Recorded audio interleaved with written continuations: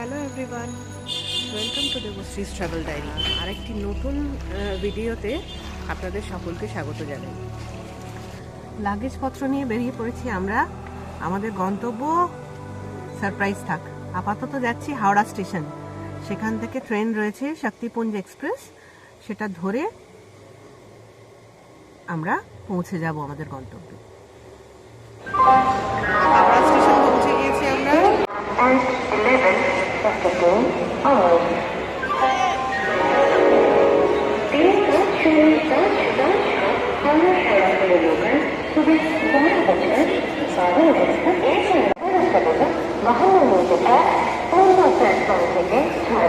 পুরোনো প্ল্যাটফর্মে platform number 9 থেকে ছাড়ে শক্তিপুঞ্জ এক্সপ্রেস।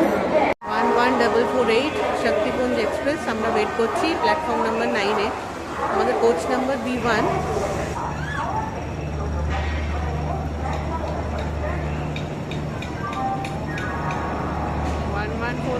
শক্তিপুঞ্জ এক্সপ্রেস হাওড়া থেকে আমরা উঠবো ট্রেনে।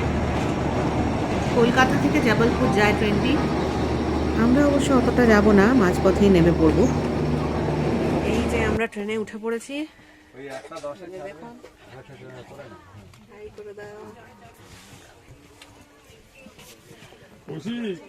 আমাদের B1 কোচ 17, 18, 19 আর 22 আর 22, 40 আর 24। আরো 6 জন মেম্বার আছে আমাদের ট্রিপে এবারে, তো তাদের সাথে পরে দেখা করবো আপনাদের সাথে। এবারের ট্রিপে আমরা 12 জন। ট্রেন জার্নিতে যেমনটা হয়, হাসি আনন্দ গল্প খাওয়া দাওয়া করতে করতে এগিয়ে চলেছি আমরা। তাতে মৃদু দোলনায় দুলতে দুলতে কখন ঘুমিয়ে পড়েছি খেয়াল নেই। কিন্তু পরদিন সকালে উঠে দেখি বাইরেটা দেখুন একবার, এইরকম ডেন্স ফগ।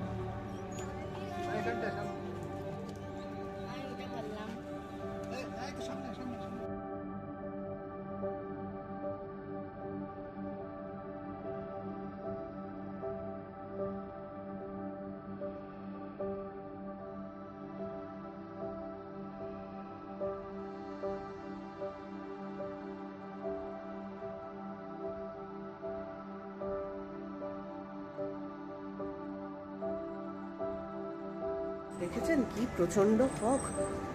অলরেডি তো 3 ঘন্টা লেট ট্রেন তো ফগের জন্য এগোতেই পারছে না। স্টেশনের নাম চোপান। এখান থেকে ইঞ্জিন চেঞ্জ হলো, কিন্তু হলে কি হবে, কুয়াশা বাদ সেধেছে। প্রায় 45 মিনিট স্টেশনে দাঁড়ানোর পর একটু একটু করে গতি নিল ট্রেন।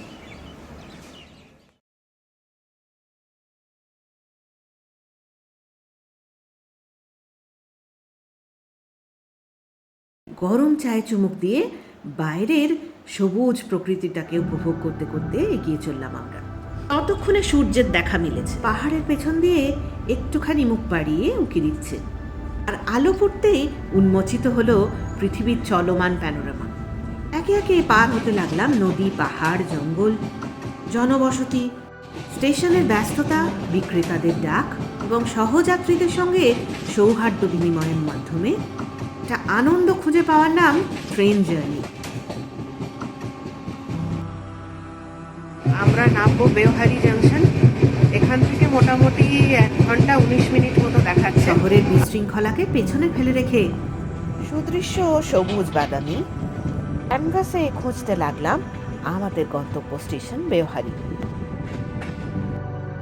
IRCTCর গরম চায় আর নাস্তা সহযোগে প্রাতরাশ সেরে তল্পি তল্পা নিয়ে রেডি হয়ে গেলাম ট্রেন থেকে নামবার জন্য। স্টেশন এসে গেছে যে, বেশ ঝকঝকে ছবির মতো সাজানো স্টেশন বেওহারি। 11টা 38 বাজে এইমাত্র আমরা এসে পৌঁছলাম বেওহারি স্টেশনে। এখান থেকে গাড়ি বলা আছে, গাড়ি করে আমরা চলে যাব আমাদের গন্তব্যে। মধ্যপ্রদেশের স্টেশনগুলোতে প্রতিটা স্টেশনেই র্যাম্প রয়েছে, অতএব লাগেজ নিয়ে সিঁড়ি দিয়ে উঠবার কোনো ঝক্কি নেই। এই আমাদের বেড়ানোর গ্রুপ।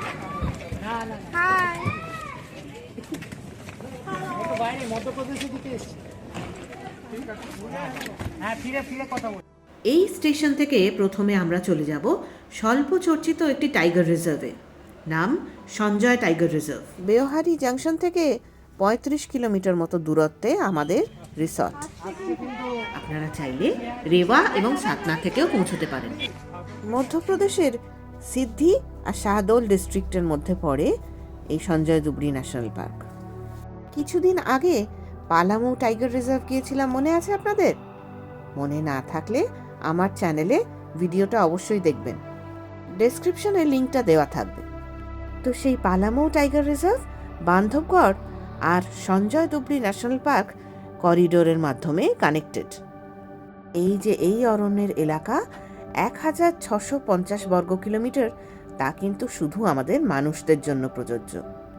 আর এই যে বললাম অ্যানিমাল করিডোর, এই অ্যানিমাল করিডোরের মধ্যে দিয়েই সমস্ত প্রাণীরা এক জঙ্গল থেকে আরেক জঙ্গল অনায়াসেই চলাফেরা করতে পারে। অরণ্যের গণ্ডি তাদের আটকাতে পারে না মোটেই। ডুবরি নামে রয়েছে স্টেশন, সেখান থেকেও সঞ্জয় ডুবরি ন্যাশনাল পার্ক যাওয়া যায়। আমরা সাফারি করব এই অরণ্যের কোর জোনে, ঢুকবো বরকাডোল গেট দিয়ে। ডুবরি কোর এরিয়া ঘুরে দেখবার জন্য বরকাডোল গেট দিয়ে ঢুকতে হয়। এছাড়াও রয়েছে আরও 3টি গেট, সেই গেটগুলো নিয়েও জানাবো আপনাদের সবিস্তারে। এখন হচ্ছে 1:17, 3টে থেকে সাফারি। আমরা এই জাস্ট অলরেডি 3 ঘন্টা লেট।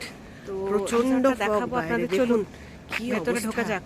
ফগের জন্য ট্রেন এগোতেই পারছে না। সাফারি ক্যাম্প, জানি না আদৌ কখন ছাড়বে। লাক্সারি রিসর্ট, আদৌ কখন পৌঁছবো দুপুরের। ঘরগুলি বেশ স্পেশিয়াস, পরিষ্কার পরিচ্ছন্ন, পৌঁছবে কিনা নির্দিষ্ট টাইমে তো নয়, 3 ঘন্টা অলরেডি লেট। তো রুম ট্যুরটা সাফারি রয়েছে, অলরেডি করতে পারবো কিনা। রিসেপশনের পাশেই রয়েছে দোলনা। শুধু খুদে সদস্যরা কেন, আমাদেরও গল্প আড্ডার জায়গা ছিল এই জায়গাটাই। এইটার এক পাশে রিসেপশন, আরেক পাশে ডান দিক ঘেঁষে রয়েছে ডাইনিং। এখানে দেওয়া রয়েছে কন্ট্যাক্ট নাম্বার, চাইলে জুম করে দেখে নিতে পারেন।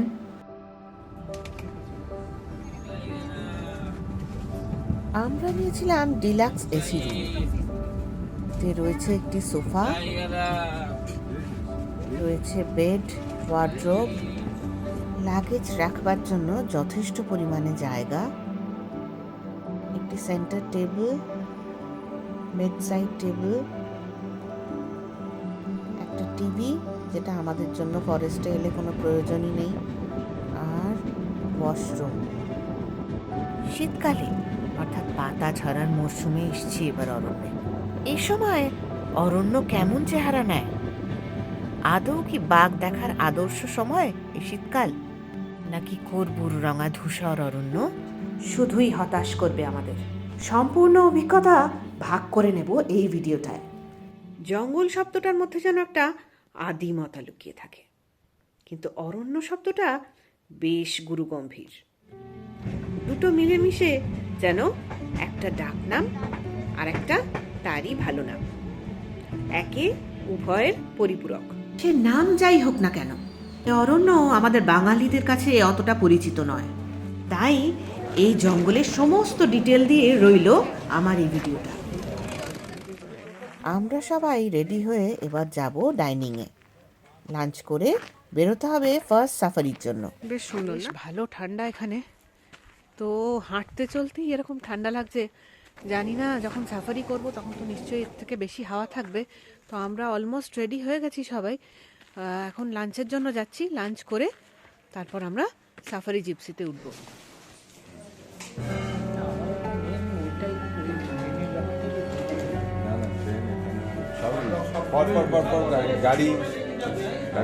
আমাদের রিসর্টের গেট থেকে 6 কিলোমিটার গিয়ে তারপর পড়বে ফরেস্ট গেট, অর্থাৎ বরকাডোল গেট। অনলাইনে সাফারি বুক করা ছিল। এই অরণ্যে আমরা 2টো সাফারি করব। আজ পৌঁছতে বেশ খানিকটা দেরি হয়ে গিয়েছে, অলরেডি সাফারি শুরু হয়ে গিয়েছে। আমরা পৌঁছেছি দেরি করে, 4:30 সময় ঢুকবো অরণ্যে। 5:30 পর্যন্ত সাফারি, অর্থাৎ আমরা 1 ঘন্টা মাত্র সময় পাবো আজকে সাফারির জন্য। এই যে গেটের সামনে এসে পড়েছি। আমরা যতক্ষণে পৌঁছেছি অন্যান্যদের সাফারি প্রায় শেষের দিকে ততক্ষণে। আমরা ঢুকে পড়েছি ডুবরি কোর জোনে। ডুবরি কোর জোন 2 ভাগে বিভক্ত, জোন 1 এবং জোন 2।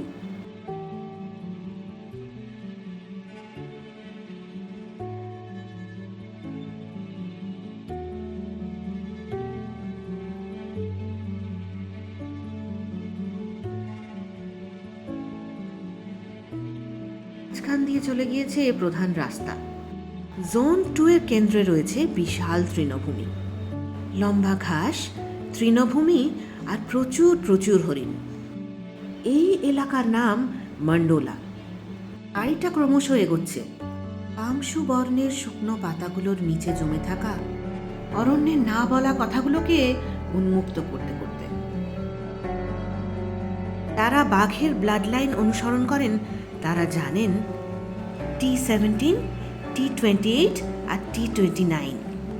এরা তিনজনেই বান্ধবগড় থেকে আনা বাঘিনী কমলির কন্যা। ছড়িয়ে ছিটিয়ে তাদের সন্তানদেরই সহাবস্থান এই অরণ্যে।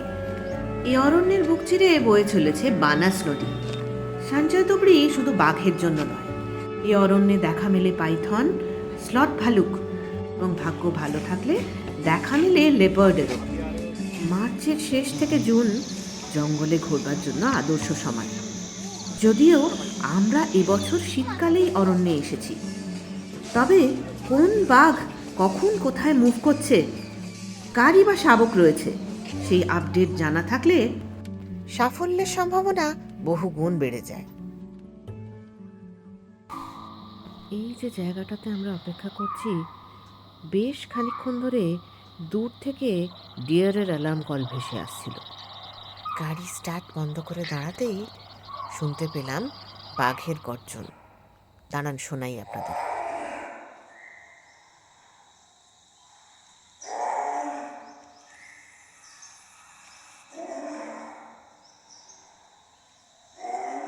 ওই যে শুনছেন, আমাদের বেশ কাছাকাছি কিন্তু রয়েছে বাঘ, কিন্তু আদৌ সে বেরিয়ে আসবে কিনা, কোন দিক থেকে গর্জনটা ভেসে আসছে বুঝবার জন্য আমাদের বেশ খানিকক্ষণ অপেক্ষা করতে হবে এখানটায়।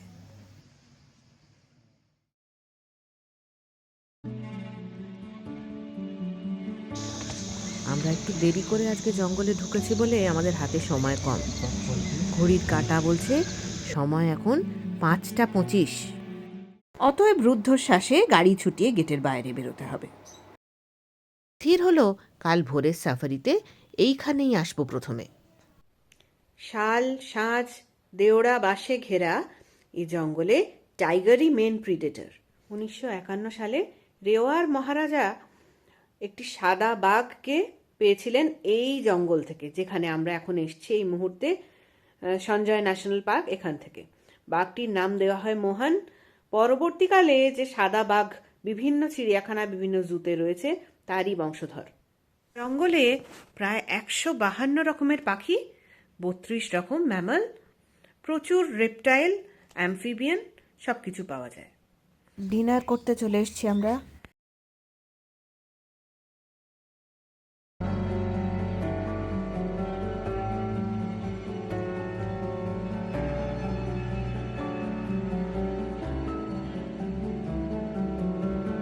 যথাসময়ে আমাদের জিপসি এসে হাজির। আমরাও একেবারে রেডি। জিপসি ড্রাইভার এসে খবর দিলেন মেইন রোডের ওপরেই নাকি একটি বাঘ ঘোরাঘুরি করছে। অতএব আমরাও বেরিয়ে পড়লাম তড়িঘড়ি। সেই 10 মিনিটে যে বাঘের অস্তিত্বের পরিবর্তন হয় সেটা আমরা জানতাম, তাই তাকে খোঁজার বৃথা চেষ্টা না করে সোজা এসে গেলাম সঞ্জয় দুবরি টাইগার রিজার্ভের গেটের সামনে। সাফারির এন্ট্রির জন্য লাইন দিতে হবে যে। এই অরণ্যে মূলত 5টি জোন: किड्डा, डुबरी, वास्तुआ। कितने जोन है?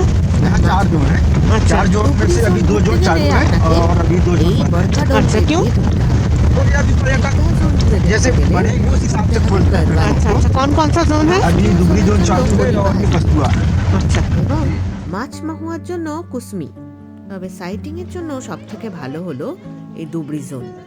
তাই সাফারি বুক করবার জন্য এই জোনে বুক করবার চেষ্টা করব। কথাবার্তা সমস্ত কলরব বাদ দিয়ে সকলে জিপসিতে যে যার জায়গায় উঠে বসলেন, কারণ সঞ্জয় দুবরির গেট খোলা হচ্ছে, ফরেস্ট এন্ট্রি চালু হচ্ছে। তার সঙ্গে দিনের আলো ফুটছে ধীরে ধীরে। হোটেল থেকে 5:30টায় বেরোনো সত্ত্বেও আমরা 5 নম্বর গাড়ি, অর্থাৎ বুঝতে পারছেন যারা প্রথমে লাইন দিয়েছে তারা কত আগে এসে গেটের সামনে দাঁড়িয়েছেন। আসলে ফরেস্ট সাফারির ক্ষেত্রে প্রথমে ঢুকতে পারলে বেশ কয়েকটা সুবিধা হয়। বাঘ মার্ক অর্থাৎ বাঘের পায়ের ছাপ দেখে সহজেই আঁচ করে নেওয়া যায় বাঘের গতিবিধি। আর নিশাচর প্রাণীরা সাধারণত রাত্রে চলাফেরা করে, তাদের দেখতে পাওয়ার সম্ভাবনাও বেশি থেকে যায় সেই প্রথম দিকের গাড়িগুলির। অরণ্যের মধ্যে পরপর এখন গাড়িগুলি থাকলেও ক্রমশ এক একজন এক এক দিকে ছড়িয়ে পড়বে, যে যার মতো করে অনুসন্ধান করবে বন্য প্রাণীদের। তবে আমরা চলে যাব সেই জায়গাটায় গতকাল বিকেলে যেখানে বাঘের গর্জন শুনেছিলাম। রাতের বনের পুরুষালী গর্জন ক্রমশ সরে গিয়ে ফুটে উঠছে বনানীর মাতৃরূপী স্নিগ্ধতা। এই তিথিতে বনের গন্ধ গায়ে মাখতে বেশ ভালো লাগে।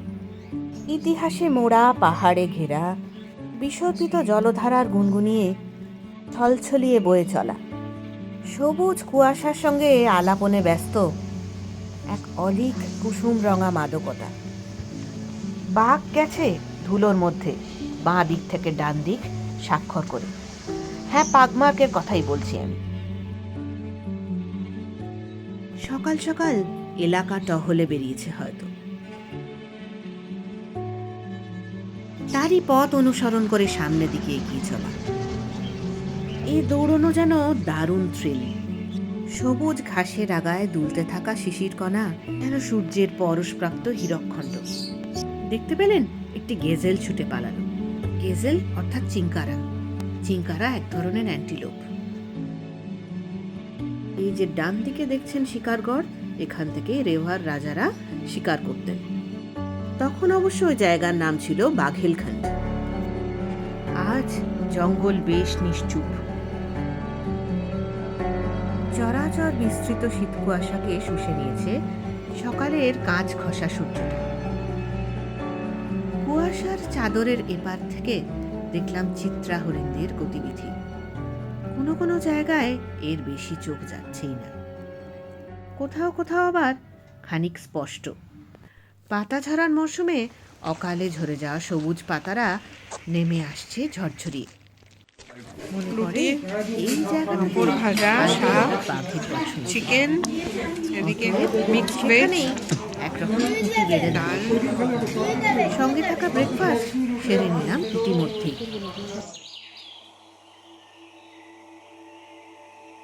ইতিমধ্যে কানে এলো সেই বাঘের গর্জন, যেমনটা কালকে শুনেছিলাম আমরা। দু একটা গাড়ি নাকি বাঘমার্কও দেখেছে পেছনের রাস্তাটায়। তাদের কথা অনুসরণ করে সে পথেই গিয়ে দেখলাম আরেকবার। ইতিমধ্যে হঠাৎ শুনি, ম্যাম वो देखिए টাইগার যা रहा है। সবুজ বনে কমলা হলুদ দুটি ছড়িয়ে গোটা এলাকাকে হিপনোটাইজ করে এগোচ্ছে সে। মিনিট 10 সময়। কতক্ষণ যে তার চলে যাওয়ার পথে তাকিয়েছিলাম জানি না। শব্দময়তাকে নিমেষে অগস্থের মতো শুষে নিয়ে যেন বলে গেল সে, এ বনের অভিভাবক আমি, এ বনানী আমাতেই শুরু, আমাতেই শেষ। জানা গেল এই বাঘিনী নিউ ফিমেল টাইগ্রেস। এই জঙ্গলে তার নতুন আগমন। তার গর্জন এবং এরিয়া মার্কিং এটা স্পষ্ট প্রমাণ করে। ক্রমশ বনের শূন্যতা বনেই মিশে যেতে লাগলো। কুয়াশার পর্দা এতক্ষণে খানিকটা সরেছে। দূরে চড়তে থাকা হরিণের দল এখন নিশ্চিন্ত। গাড়িটা আবার ফিরতি পথে ছুটবে ছুটবে করছে জঙ্গলের পাকদণ্ডি চিরে। নতুন কোনো দুষ্প্রাপ্য মুহূর্তে খোঁজে, নাকি ফেরার সময় হয়ে গিয়েছে বলে। এদিকে ধীরে ধীরে জিপসিগুলো গেটে ফেরার রাস্তা ধরেছে। আমাদের দেখে এক ছুটে পালালো হরিণ ছানা। দলে ফিরে নিশ্চিন্ত সেও। ঘড়ির কাঁটা বলছে এসব ফেলে এগোতে হবে আমাদের। সামনেই খানিক দূরে এক্সিট গেট। এই তো হচ্ছে মুশকিল পরে আসা।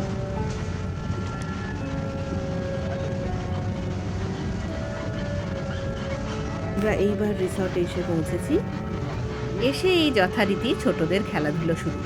তো গাড়ি মানেই জয় সকলে ফ্রেশ হয়ে লাঞ্চ করে চেক আউট করবো হোটেল থেকে। ততক্ষণে চলুন রিসর্টের যে অংশগুলো ঘুরে দেখানো হয়ে ওঠেনি সেগুলো দেখিয়ে দিই আপনাদের। এইদিকে আমাদের আরো কয়েকজনের রুম রয়েছে, আরো দুটো ফ্যামিলির রুম রয়েছে। চলুন দেখে আসি।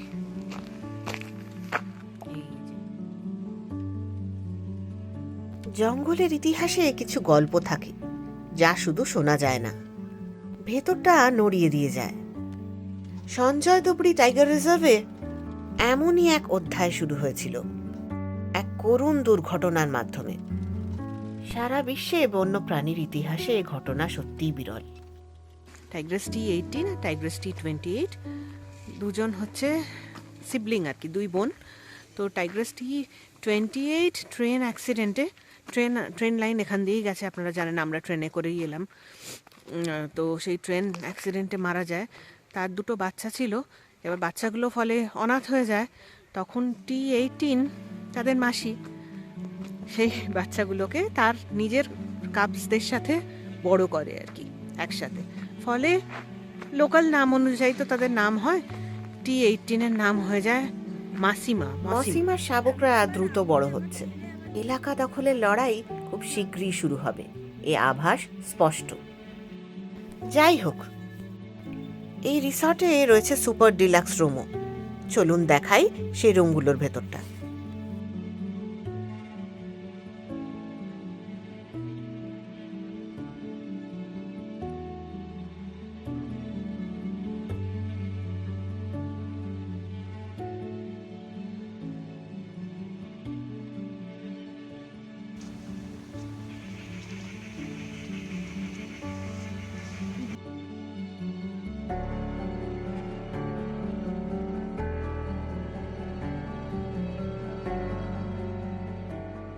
এইটা দেখুন, এটা হলো normal AC double bedded room.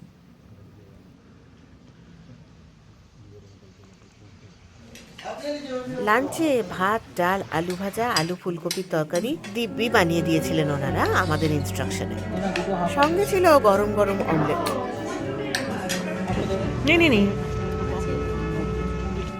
জঙ্গলও যেন আমাদের মানবিকতার নতুন নতুন পাঠ পড়ায়।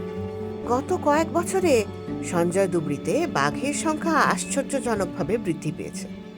এর কৃতিত্ব শুধু যে বন বিভাগের তা নয়, ট্যুরিজমের সাথে যুক্ত প্রতিটি মানুষ, তারা মন প্রাণ দিয়ে অরণ্যকে ভালোবাসি।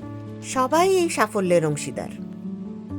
সঞ্জয় ন্যাশনাল পার্ক একটি অপরিচিত অরণ্য, আর অপরিচিত অরণ্যে বাঘ দেখতে পেয়ে তার আনন্দটা কিন্তু একেবারে অন্যরকম। পার্ক থেকে, এখানে হোমস্টে থেকে চেক আউট করছি। এবার চলে যাব এখান থেকে বাই রোড, আমরা যাব পান্না। এখান থেকে দেখাচ্ছে বাই রোড যাব, এখান থেকে দেখাচ্ছে 7 ঘন্টা 10-15 মিনিট মতো। অরণ্য সংক্রান্ত কোনো রকম প্রশ্ন থাকলে কমেন্টে জিজ্ঞেস করতে পারেন আমাকে। আমার এই ভিডিওটা যদি আপনাদের ভালো লাগে তো অবশ্যই লাইক করুন, শেয়ার করে দিন সবার সাথে, আর সাবস্ক্রাইব করতে ভুলবেন না দেবশ্রীজ ট্রাভেল ডায়েরি এই চ্যানেলে।